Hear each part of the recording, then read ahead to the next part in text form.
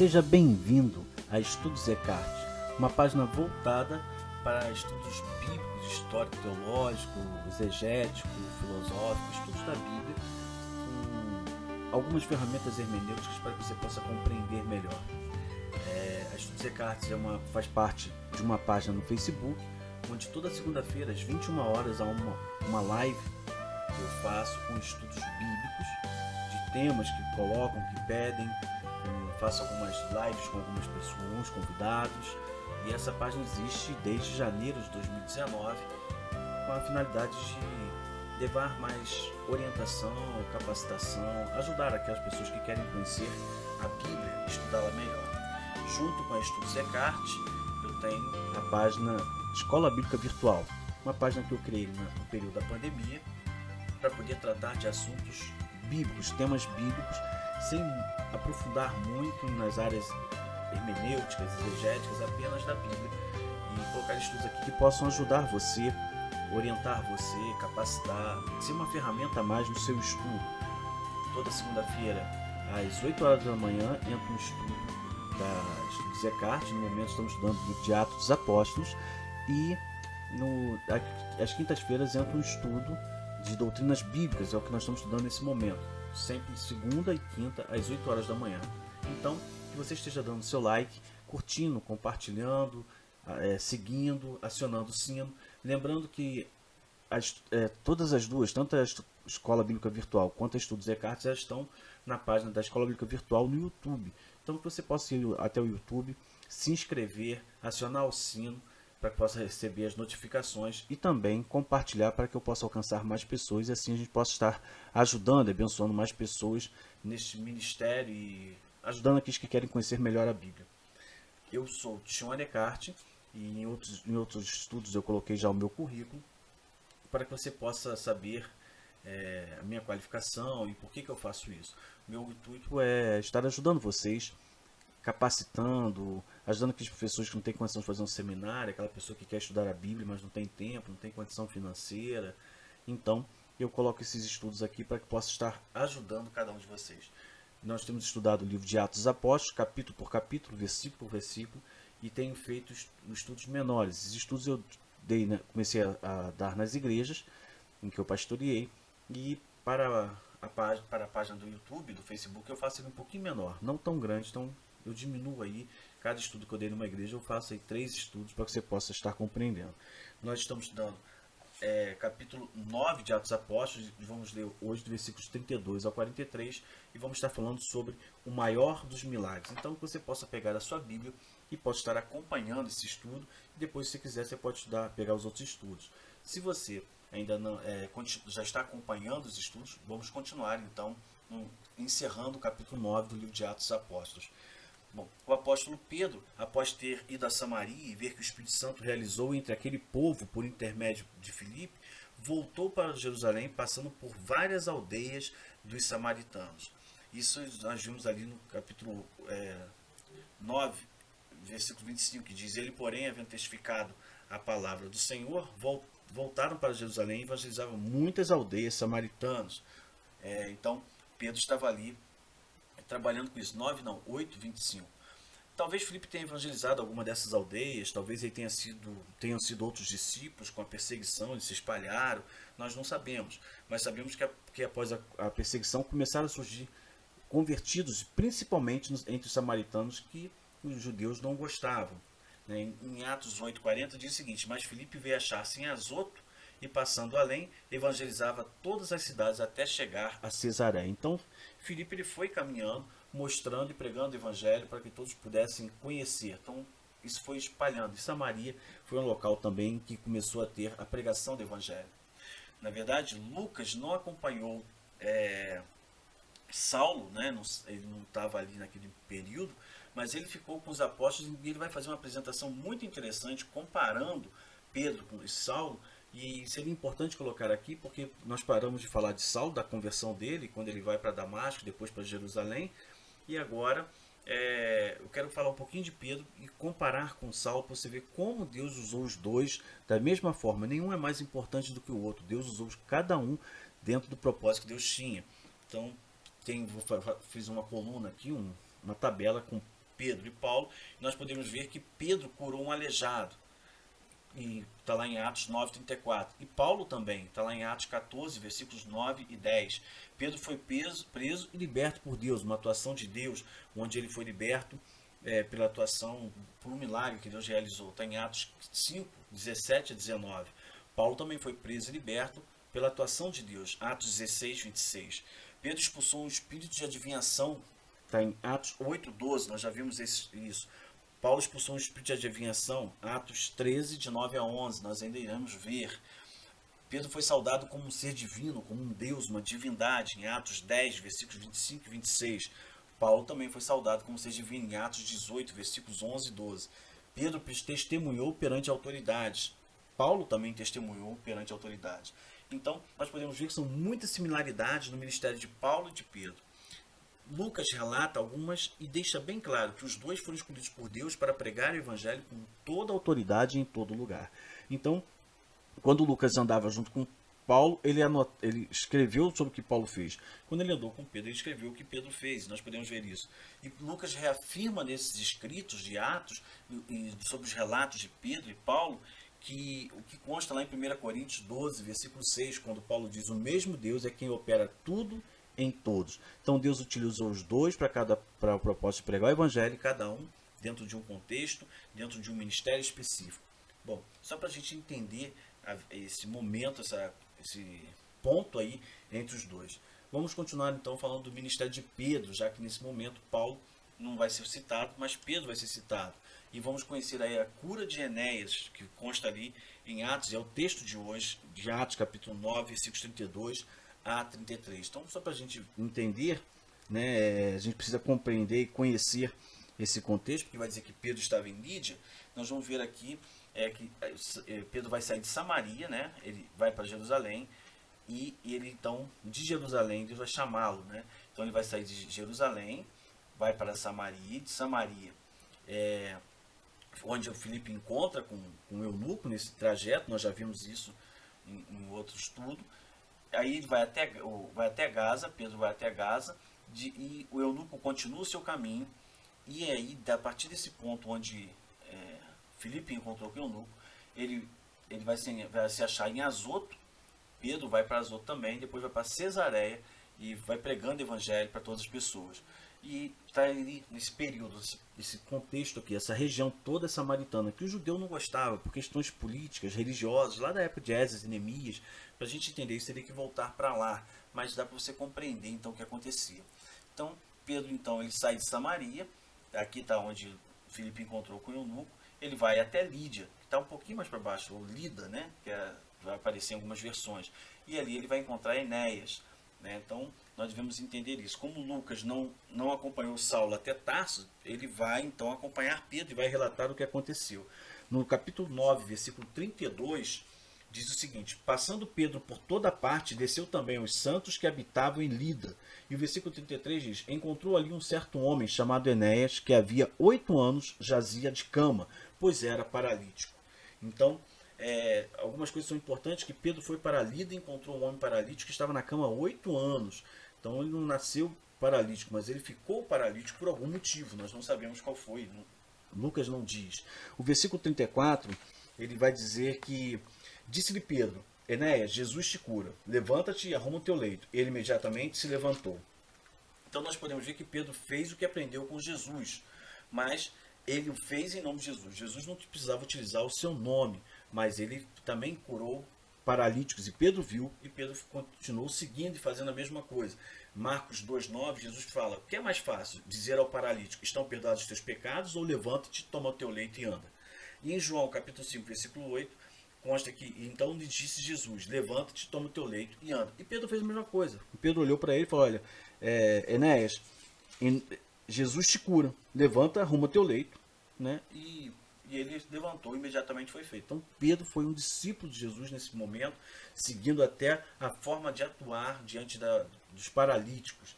O versículo 35 vai dizer: viram-no todos os habitantes de Lida e Sarona, os quais se converteram ao Senhor.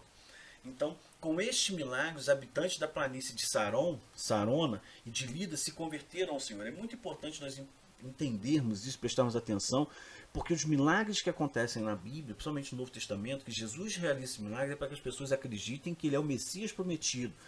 E é muito importante a gente ter essa compreensão do texto bíblico. Apesar que muitos hoje falam dos milagres, colocam os milagres como sendo uma necessidade para acontecer e tem que ter milagre para mostrar a fé. Na verdade, quando Jesus fala sobre a fé, dá certeza de que ele era o Messias prometido. É o que consta lá em João 20, 30 e 31 de Jesus, na verdade, fez diante dos seus discípulos muitos outros sinais que não estão escritos neste livro. Estes, porém, foram registrados para que creais que Jesus é o Cristo, o Filho de Deus, e para que crendo tenhais vida em seu nome. Então os milagres aconteciam quando eles pregavam o Evangelho para que as pessoas acreditassem em Jesus como sendo Filho de Deus, o Messias prometido, acreditassem em Jesus como Senhor e Salvador, o aceitassem, entendessem toda a mensagem de salvação e aí recebessem a vida eterna. Foi o que aconteceu ali em Saron e Lida, naquela região. Para a gente conhecer, eu vou fazer um mapa aqui, novamente, para você entender. Aqui está Samaria, onde Filipe e Eunuco se encontraram. Pedro vai até Lida, e aí depois ele vai de Jope para Cesareia. É o trajeto que ele vai fazer. Cesareia, né, que vai dizer ali, aquele pessoal de Sarona, está nessa região aqui, entre Jope, Cesareia e Lida. Então eles estão ali nessa região, e todos que viram acreditaram e começaram a aceitar Jesus como Senhor e Salvador. É isso que é importante a gente entender nesta passagem, a gente entender essa região de Lida. Outro milagre que aconteceu e que Pedro realizou foi a ressurreição de Dorcas. Vamos conhecer um pouquinho dessa ressurreição que consta ali no versículo 36 do capítulo 9 e vai até o final do capítulo 9, que vai dizer: havia em Jope, então Pedro está em Jope, uma discípula de nome Tabita, nome este que, traduzido, quer dizer Dorcas. Era ela notável pelas obras e esmolas que fazia. Então, em Jope, Jope é um porto conhecido, Jonas vai para lá, é um porto já conhecido da região. Havia uma discípula. Veja, mas alguém pregou e surgiu mais uma discípula. A gente não sabe quem foi. Pode ter sido Filipe, pode ter sido qualquer outro discípulo, mas o evangelho estava se espalhando, estava se cumprindo Jerusalém, Judéia e Samaria até os confins da terra. Eles estavam em Samaria. Então já tinha saído de Jerusalém, em Judéia, e agora estava em Samaria. Então havia uma discípula, Dorcas, ou Tabita. O seu nome, Tabita, significa gazela. Então ela estava ali. E por que é importante entender e saber sobre o seu nome? Veja só, a gazela é uma espécie de cabra montanhesa que se assusta com facilidade e possui grande habilidade em ouvir. Ela é forte, corre muito, corre cerca de 70 km, dorme apenas 30 minutos por dia e mantém 300 metros de distância seu inimigo. Anda em grupo, tem uma visão ampla do terreno e quando o predador está perto, mergulha na água para que seu cheiro suma. Aqui tem vou mostrar para vocês duas fotos de uma gazela, para você ter uma noção do que é a gazela daquela região. Então, isso é uma gazela, e Dorcas, ela tinha esse nome Tabita, e significava gazela. Versículos 37 e 38. Ora, aconteceu naqueles dias que ela adoeceu e veio a morrer. Depois de a levarem, puseram-na no cenáculo. Como o líder era perto de Jope, ouvindo os discípulos de que Pedro estava ali, enviaram-lhe 2 homens que lhe pedissem: não demores em vir ter conosco.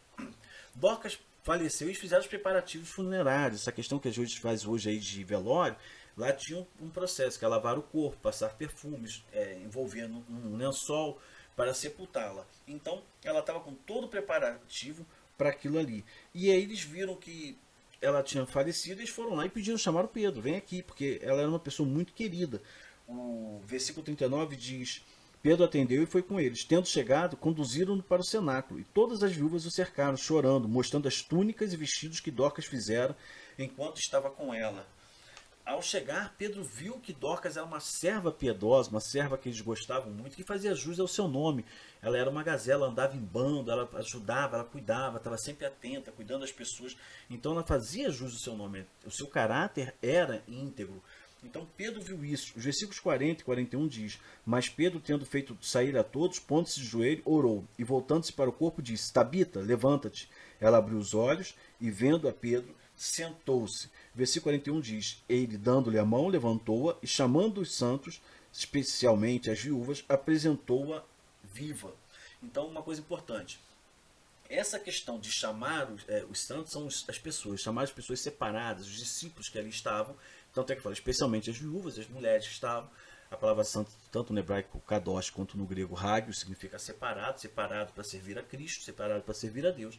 Ele chama as pessoas e mostra que ela está viva. Pedro ressuscitou Dorcas assim como Jesus ressuscitou lá em Marcos capítulo 5. versículos 35 a 43, e Eliseu em 2 Reis, capítulo 4, versículo 32 a 36. Pedro faz o que ele sabia, o que ele conhecia, ele continua sendo discípulo, cumprindo como acontecia, seguindo os passos do que a Bíblia orienta. Veja como Pedro se tornou um servo muito fiel à palavra de Deus. E os versículos 42 e 43 diz: "E se tornou conhecido por toda Jope, e muitos creram no Senhor. Pedro ficou em Jope muitos dias, em casa de um curtidor chamado Simão." Então, os que souberam disto também creram no Senhor, assim como foi na casa de Enés, e Pedro ficou em Jope por muitos dias pregando o evangelho. Então é muito importante nós entendermos isso, que Pedro foi e pregou o evangelho lá em Jope para os samaritanos, para as pessoas. É muito importante ver como o evangelho começou a ser percorrer, ser pregado fora de Jerusalém, quando começou a perseguição. Deus permitiu que viesse a perseguição, que Estevão fosse morto, para que eles saíssem do templo e começassem a pregar, porque estavam fascinados com as conversões, 2.000, 3.000 pessoas, 5.000, aquilo ali foi maravilhoso. Porém, era necessário pregar o evangelho para fora, para as outras pessoas. Não é o que acontece hoje. Hoje a gente tem igreja com 2.000 membros, com 1.000, com 800 membros, a igreja pequena com 50 membros, elas fazem coisa só para eles. Ninguém prega mais evangelho, ninguém trabalha com missões, ninguém quer saber de mais nada, não sustenta o missionário, não quer entregar folheto, não quer pregar na praça, não quer falar da salvação que é Jesus, nem para os seus da sua família, e aí começam a passar por dificuldades e não entendem por quê. Porque Deus quer que você pregue o evangelho a todos. Veja o que aconteceu com os discípulos enquanto eles não saíram. Então foi necessário que houvesse uma perseguição para que eles pudessem sair e pregar o evangelho. E quando começaram a sair e pregar o evangelho, as pessoas se converteram, porque o homem necessita se encontrar com Deus. E quando ele ouve o evangelho, o Espírito Santo trabalha na vida dele, ele se converte, ele se torna um cristão. Por isso nós devemos aprender isto. Bom, diante disso tudo que nós vimos de Pedro encerrando o capítulo 9, então vamos tirar algumas lições para os dias de hoje. Então, de acordo com o que nós estudamos aqui do versículo 32 ao 43 do capítulo 9, nós podemos aprender que, primeiro, os milagres ocorrem para a glorificação de Jesus e a salvação de vida. Os milagres não ocorrem para mostrar que você tem mais fé, que você é mais espiritual, que a sua igreja é mais poderosa, é mais fervorosa. Os milagres acontecem para a salvação de vidas e a glorificação do nome de Jesus. O nome de Deus é glorificado quando vidas se salvam. Então os milagres têm que acontecer para isso. A ênfase nunca é o milagre. A ênfase é sempre a salvação de vidas. Isso é muito importante. O que adianta realizar milagres em vidas de um monte de gente, orar pedindo que Deus abençoe as pessoas, que faça o que elas estão pedindo, se a pessoa não aceita Jesus como Senhor e Salvador, não muda de vida, não tem uma regeneração, não tem uma nova vida? O que adianta? Isso não é evangelho. Isso é... Qualquer outra religião faz isso. O cristianismo, nós pregamos Cristo ressuscitado, aquele que transforma a vida, e pregamos para que as pessoas se convertam e se arrependam, se convertam e creiam em Jesus como Senhor e Salvador para receber a vida eterna. É isso que a Bíblia diz. Outro ponto importante, as manifestações do Espírito Santo foram as mesmas que depois do Pentecostes. Não houve mudança nenhuma, ele continuou atuando das mesmas formas, como atuou até aquele momento, no Antigo Testamento, com Jesus, ele continua atuando da mesma forma. Não houve nada de novo, não houve nada de diferente. Continuou fazendo a mesma coisa para todas as pessoas. E o terceiro ponto, a ordem e a promessa de Jesus sempre se cumprem. Por isso devemos ir e pregar o evangelho a todos. Você deve pregar o evangelho para todos, da sua família, para seus amigos, para todos. Isso não é função do seu pastor, não é função do evangelista, é função de todos. O pastor tem o seu ministério, o evangelista tem o seu ministério, mas você, como cristão, também tem. E é isso que você deve fazer. Veja bem, se você não fizer, com certeza você vai começar a enfrentar problemas na sua vida. E aí você vai entender que Deus está permitindo isso para que você saia do seu comodismo e anuncie a salvação. Bom, é isso que nós temos nesse estudo. A partir do próximo estudo vamos estudar o capítulo 10, vamos começar a estudar o capítulo 10. Espero que você tenha gostado do capítulo 9, tenha aprendido bastante. Se você tiver alguma dúvida, esteja aí interagindo, comentando, pode colocar, fique à vontade, sugestões, críticas, o que você achar interessante para que a gente possa, eu possa estar aqui interagindo e respondendo a você e quem sabe melhorando cada vez mais. Conto com a sua participação, não esqueça de você compartilhar, de se inscrever, acionar o sino, seguir e estar sempre falando para as pessoas dessa página e dos estudos que aqui tem. Se você quiser um estudo especial, alguma coisa específica, coloque. Eu vou preparar um estudo com certeza para que você possa estar conhecendo mais, tá bom? Eu espero poder compartilhar com você e que Deus esteja abençoando a sua vida e que possa capacitar você cada vez mais para pregar o Evangelho. Um grande abraço e até o próximo estudo.